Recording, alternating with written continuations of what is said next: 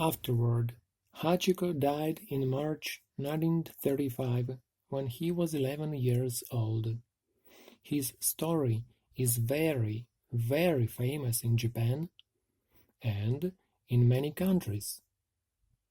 In 1987, there was a Japanese film about him called Hachiko Monogatari, and in 2009 there was an American film with Richard Gere called Hachi, A Dog's Tale.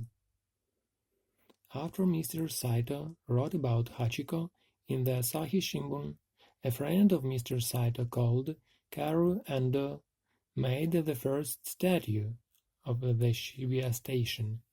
Later, Karu Ando's son, Takeshi Ando, made a new statue, and you can see this statue at Shibuya station today. There are more statues of Hachiko too.